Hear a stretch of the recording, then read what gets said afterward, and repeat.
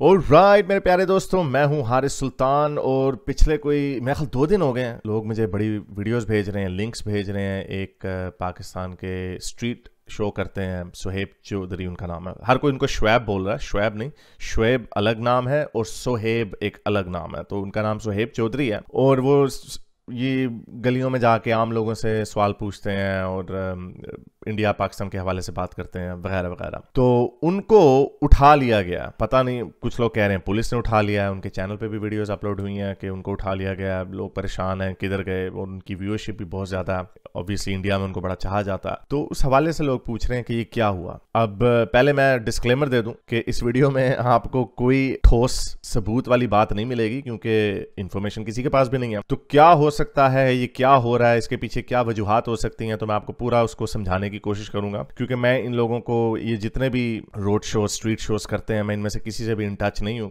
किसी से भी मेरी कभी बात नहीं हुई, इसलिए मुझे नहीं पता। और ये जो पूरा जानरा है ये बाद में निकला और आहिस्ता आहिस्ता हमने देखा है कि पाकिस्तान में लोग अनपॉपुलर बातें भी करना शुरू हो गए हैं। जो जाहिर बात है, शुरू में किसी को पहले कदम उठाना पड़ता और फिर उसके बाद और रास्ते भी खुलते हैं। जैसा कि आप जानते हैं कि मैं वाहिद बंदा था जिसने, पहला बंदा था पाकिस्तान से जिसने शक्ल दिखा के एक ऐसे टॉपिक के ऊपर बात करना शुरू की जिसके ऊपर उस ज़माने में कोई सोच भी नहीं सकता था। 2018 की बात कर रहा हूँ। लोग छुप के अंडरग्राउंड फेसबुकों में और इधर उधर एनोनिमस आईडी से इन टॉपिक्स के ऊपर बात किया करते थे, लेकिन अब तो एक भरमार आ गई है। और यही ऐसे ही होता है, फ्लड गेट्स खुल गए हैं। वो ऐसे ही होता है, जब एक पहला बंदा कोई कदम लेता है तो उसकी बात हो जाता है। पर एनीवे, उनका जानना थोड़ा डिफरेंट है। वो ज़्यादा पॉलिटिकल टॉपिक्स के ऊपर बात करते हैं, मैं मज़हब के ऊपर ज़्यादा बात करता हूँ। और जाहिर बात है बीच में फिर पॉलिटिक्स भी आ जाती है क्योंकि इस्लाम एक पॉलिटिकल मज़हब है, पॉलिटिकल आइडियोलॉजी है, जिसकी वजह से ये सारी चीज़ें ओवरलैप करती हैं। तो बहरहाल ये एक एक्सप्लोजन आया। और जब कोई भी चीज़ शुरू होती है तो फिर ये गारंटी होती है कि अब आप आखिरी बंदे नहीं हैं, आपके बाद और लोग भी आएंगे। मैं बड़े अरसे से ये बात कहता चला आ रहा था कि हमारे बाद अगली जनरेशन भी आएगी और वो भी फिर कह रहा हूँ कि अभी आपको एक्स मुस्लिमों के अंदर भी एक ऐसी जनरेशन आगे आएगी, आप कहेंगे यार हारिस सुल्तान तो बड़ा नाइस था यार, वो तो बड़ा अच्छा था, और को लाओ। बट एनीवे, उसके ऊपर बात करते हैं। लेकिन आगे जाने से पहले इस वीडियो को ज़्यादा लाइक करें, शेयर करें और नीचे कमेंट्स में अपने ख्यालात का इजहार जरूर करें। आप भी बताएं कि उनको क्यों उठाया गया, क्या हो सकता है। जो मैं पॉसिबिलिटीज़ आपके सामने रखने लगा हूँ, क्या मैंने कोई और पॉसिबिलिटी मिस कर दी है। तो चलें चलते हैं आज की वीडियो की तरफ। तो वैसे तो बहुत इस वक्त स्ट्रीट शोज हो रहे हैं, एक दो के ऊपर मैंने रिएक्शन भी दिया था जस्ट टू सी के पाकिस्तानी अवाम क्या सोच रही है। तो उसके अंदर हमने काफ़ी चैनल्स देखे और सुहेब का चैनल उनमें से मेरा ख्याल सबसे बड़ा चैनल है। 1.2 मिलियन उनके सब्सक्राइबर्स हैं। पता नहीं, उनकी वीडियोस 3-4 लाख पे उनकी वीडियोस जाती हैं जिसपे वो आम लोगों से क्वेश्चंस पूछते हैं। बड़े प्रो इंडिया होते हैं वो। कभी कभार ऐसे लगता है कि आप किसी को अपीज करने की कोशिश कर रहे हैं, but anyway it's also possible कि उनकी सोच भी ऐसी हो। मैंने अब जब उनको उठाया गया तो लोग तरह तरह की बातें कर रहे हैं। कुछ लोग उनको कह रहे हैं जी ये ड्रामा किया किसी ने। मेरा नहीं ख्याल कोई इतना बड़ा ड्रामा कर सकता। I don't think so। कई लोग ये समझते हैं कि ये ISI और हमारी पाकिस्तान की अदारे, पाकिस्तान की फौज के प्लांटेड लोग हैं, वो कंस्पिरेसी थ्योरी का एंगल चला जाता। तो ऐसी कंस्पिरेसियां चलती नहीं है, बिकॉज मेरा नहीं ख्याल ऐसे कंस्पिरेसी होती है। पानी जो है अपना रास्ता खुद ढूंढ लेता है। जब किसी को किसी चीज में फेम मिलती है तो वो देखता है अच्छा इसमें पोटेंशियल है, और अगर उसके अंदर टैलेंट है तो वो उस पोटेंशियल को कैश इन भी करता है। तो इसी तरह के बहुत सारे कॉपी कैट चैनल्स भी खुले। तो पहली बात, आई डोंट थिंक सो कि ये कोई ड्रामा है। मेरा नहीं ख्याल उन्होंने कोई ड्रामा किया होगा। जो लोग मुझे सुनते हैं, शायद मेरी वैसे भी एक नेचुरल अवर्जन है टुवर्ड्स कंस्पिरेसी थ्योरीज। तो मुझे नहीं लगता कि उसने खुद अपने आप को गायब हो गया और शोर मचा दिया, क्योंकि वैसे भी उसको ये करने की जरूरत नहीं है। वो पहले ही उस वक्त इसकी व्यूअरशिप इतनी ऊपर है, उसको ये काम करने की क्या जरूरत है। मैं आपको ये बताऊं, जब आपकी व्यूअरशिप ऊपर जाती है तो आपके ऊपर हीट भी बहुत आती है। जब आपको 2-3 हज़ार 4 हज़ार लोग देख रहे होते हैं तो जो हमारे ताकतवर अदारे हैं वो भी आपको इग्नोर करते हैं। तो कभी कभार ज्यादा फेम मिल जाना और क्रिटिकल टॉपिक्स के ऊपर, specially in a country like Pakistan, तो आपका जीना बड़ा मुश्किल हो जाता है। और ऐसे ही होता है हर जगह पे। तो मेरा नहीं ख्याल उनको ये ड्रामा करने की जरूरत थी। उनके ऊपर हीट आई होगी और वो जो हीट जो है इस वक्त वो उसका खमियाजा भुगत रहे होंगे। दूसरी बात, जो कई लोग कहते हैं कि भाई ये साइऑप है, ISI का बंदा है, उन्होंने प्लांट किए हुए हैं इंडिया के अंदर अपनी रीच बढ़ाने के लिए। अगेन अगर ये आइडिया है, again it's a conspiracy theory so I don't think so, अगर ये आइडिया है तो आई थिंक बड़ा भोंडा आइडिया है। इससे आपको अपने मुल्क को बुरा कह के इंडिया को खुश करके आपको क्या, उससे इंडिया आपकी साइड पे क्या हो जाएगा? क्या अगर कल को सुहेब चौधरी या इस तरह के सो कॉल्ड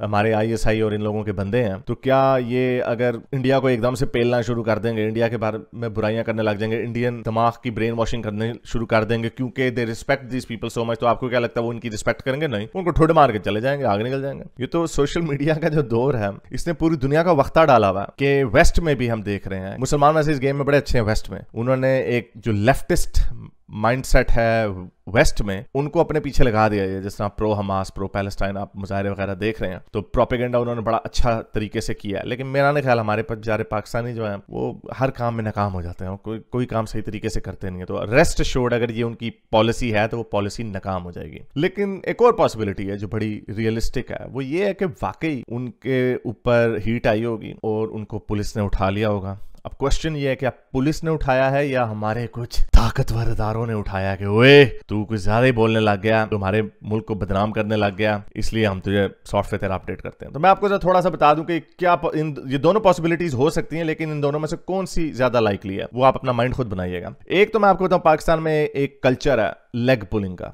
आप खुद ही देख लें, ये यूट्यूबर आपस में एक दूसरे के साथ लड़ रहे होते हैं क्योंकि मैं तो नंबर 1 हूं, मैं तुमसे ऊपर हूं, ये वो बिकरिंग हो रही होती है, एक दूसरे की टांगे खींच रहे होते हैं सिर्फ व्यूअरशिप के लिए या कौन ज्यादा पॉपुलर है वगैरह वगैरह। उसके एक तो उसके पीछे तो ऑब्वियसली जेलसी होगी, इन लोगों के अंदर हसद आ ही जाता है, ये पाकिस्तानी माइंडसेट है। हमारे भी एक छोटे से भाई हैं, वो एहसान फरामोश हो गए बाद में, वो भी उनकी भी बाद में जो एनालाइज किया वो सिर्फ पीछे हसद ही था और कुछ नहीं था। बट एनीवे, तो ये पाकिस्तान का एक कल्चर है, तो इट इज क्वाइट पॉसिबल। मैंने ये भी 1-2 वीडियोस देखी, मुझे वाकई कुछ समझ नहीं आ रही थी। वो एक और कोई यूट्यूबर है स्ट्रीट, वो भी स्ट्रीट शो करता है, उसने भी वो उनकी आपस में मतभेड़ हो रही थी, वो लड़ाई कर रहे थे। वो सुहेब को कह रहा था कि भाई तुम इंडिया के व्यूज लेने के लिए पाकिस्तान को बदनाम करते हो। वो सुहेब आगे से कह रहा था नहीं, मैं अपने पाकिस्तान को सही करना चाह रहा हूँ, जो चीजें गलत है मैं उनके ऊपर बात करना चाह रहा हूँ। तो ये ऐन मुमकिन है कि ना वो पाकिस्तान का हमदर्द था और ना ये 100% ऑनेस्ट हो सकता है। आई डोंट नो, दिलों के राज तो अल्लाह ताला ही जाने। तो truth is always somewhere in the middle. Pakistan में तो ये जो लेग पुलिंग का जो चक्कर है वो तो अपनी जगह पे है। तो ऐसे होता है कि बहुत सारे जो यूट्यूबर्स हैं, ये डॉलर्स बहुत ज्यादा आते हैं महीने के, तो उसमें जो जिस तरह भत्ता लेने वाले लोग होते हैं ना, पाकिस्तान में जो सबसे बड़ा भत्ता लेने वाले लोग होते हैं वो पुलिस होती है। कोई भी डील होती है, आपने कोई कंटेनर मंगाया, आपने कोई भी काम किया, तो पुलिस बीच में आपको तंग करने लग जाती है, कहते साड़ा हिस्सा भी दो। और बहुत बड़ी बात चली जाए तो आपके ऊपर के पॉलिटिशियंस भी आपको तंग करने लग जाते हैं कि हमें भी कट दो हमारा। ये एक नोन फैक्ट है, every Pakistani knows about this. जो पाकिस्तान में रहता है सबको इन चीजों का पता है। तो पुलिस को अपने साथ मिला के इसके पीछे पड़वाना कोई आसान काम। वैसे मैं इनकी व्यूअरशिप देख रहा था तो इससे अंदाजा अगर लगाऊं तो काफी हजारों डॉलरों में इनको मंथली पैसे आ रहे होंगे। तो वो उन्होंने जो दूसरे यूट्यूबर उनको तो पता चल जाता है कि ये कितने पैसे कमा रहा है, तो उसको ब्लैकमेल करने के लिए हमारा भी हिस्सा दो, पुलिस को मिला के ये काम किया जा सकता है। That is probably the most likely option. लेकिन दूसरी ऑप्शन एक और भी है कि वाकई हमारे ताकतवर इदारों ने उठा लिया हो। लेकिन ये मैं इसलिए इसको थोड़ा लेस लाइकली समझ रहा हूं क्योंकि कॉन्ट्ररी टू पॉपुलर बिलीफ जो बहुत समझा जाता है या बहुत कहा जाता है कि जी पाकिस्तान में जी हो जी उठा लेते हैं। पाकिस्तान में relatively speaking compare to other Muslim countries, शायद इसकी वजह यह है कि एंग्लो सैक्सन लॉज थे, उसकी बेस के ऊपर इस कंट्री की फाउंडेशन रखी गई, बीच में थोड़ा सा इस्लाम का तड़का भी लगाया गया। तो यहां पर उस तरह फ्रीडम ऑफ स्पीच का गला नहीं घोंटा जाता जिस तरह अरब मुल्कों में या ईरान में घोंटा जाता है। ऐसा नहीं होता। आप देख सकते हैं बहुत सारे पाकिस्तान के पॉलिटिशियंस के खिलाफ बोलते हैं, और जब ये इमरान खान का वाकया हुआ तो आर्मी के खिलाफ भी बहुत सारे लोगों ने बोला। इस वजह से उन्होंने आर्मी का लॉ बनाया कि अब आर्मी के ऊपर जो क्रिटिसाइज करेगा पता नहीं 3 से 15 साल के लिए अंदर जाएगा वगैरह वगैरह, तो वो उनको करना पड़ा। लेकिन जब ये 9 मई का वाकया हुआ, जब पीटीआई के लोगों ने वो आर्मी की वो दंसी बात को नजर आतिश कर दिया, तो फिर उसके बाद एक डंडा फेरा उन्होंने। तो वो डंडा उन्होंने स्पेसिफिकली फेरा पीटीआई के लोगों के ऊपर। लेकिन आप आवाम में देख सकते हैं, जो भी पाकिस्तान की आवाम से इन टच है उसको पता है कि उतना गुस्सा है आर्मी के खिलाफ, इदारों के खिलाफ, जितना शायद बांग्लादेश में होगा जब बांग्लादेश नहीं बना था। तो ये तो उस एंगल से उन्होंने डंडा फेरा और ये अनप्रेसिडेंटेड है, स्पेशली इन पंजाब। लेकिन जब ये नहीं था उससे पहले आप देखें लोग, इमरान खान ने कितना प्रवोक किया, कितना लोगों को आर्मी के खिलाफ बोला, इनको तरह तरह के अलकाबात से नवाजा वगैरह वगैरह। और बड़े लोगों ने बहुत सारी बातें भी करते हैं। तो you can get away with a lot. तो ये जो स्ट्रीट शोज हैं, मैं इनके शोज नहीं देखता, मैं किसी से पूछ ही रहा था, अभी बात ही कर रहा था, तो उन्होंने भी यही बताया कि वो आर्मी को या आईएसआई को नाम लेके टैग नहीं करते, वो एक सोशल इशू के ऊपर बात करते हैं। तो ये एक उनका एंगल होगा काम करने का। और जितने स्ट्रीट शोज हैं, क्योंकि उन्हें पता है कि एक लाइन है, उस लाइन को क्रॉस करेंगे पाकिस्तान में रहते हुए तो चुके जाओगे, तो उन्होंने वो तो क्रॉस नहीं की। इंडिया के फेवर में बोल लेना या फिर इवन के नहीं, इसराइल की फेवर में बोलेंगे तो जूते पड़ेंगे या फिर अमेरिका की फेवर में बोल लेना, वेस्ट की फेवर में बोल लेना, इस पे आपको कोई उठाएगा नहीं, इस पे आपको कुछ कहेगा नहीं। पाकिस्तान में कोई इदारा पाकिस्तान का आपको नहीं उठाएगा। I am 100% certain of that. या तो इस्लाम के खिलाफ बोलोगे तो सरतान से जुदा हो जाएगा, या फिर खुल के बार बार एक दफा नहीं आर्मी और आईएसआई के खिलाफ आप बोलेंगे तो फिर आपको पहले धमकी आएगी, फिर आपको फोन कॉल आएगी, फिर आपके घर पे आके नॉक करके कहेंगे ओ भाई सीधे हो जाओ। मोस्टली तब तक लोग सुधर जाते हैं, उनके सॉफ्टवेयर अपडेट हो जाते हैं, और अगर फिर भी नहीं सुधरते तो फिर उनको उठा लिया जाता है। तो मेरा नहीं ख्याल अगर ये उस एंगल से आए हों, हमारे आईएसआई या आर्मी के एंगल से आए हों, तो इनको पहले बेतहाशा मैसेजेस भेजे गए होंगे कि भाई बाज आ जाओ। तो मेरा नहीं ख्याल यहाँ पे कोई चे गुब्बारे बैठे हुए हैं जिन्होंने कहना था ओ नहीं ओए हम चुप के रख देंगे, ऐसी बात नहीं है। वो जब एक कॉल आती है, वो जब एक दस्तक होती है दरवाजे पे, तो लोग मोस्टली समझ जाते हैं, उनका सॉफ्टवेयर अपडेट हो जाता है,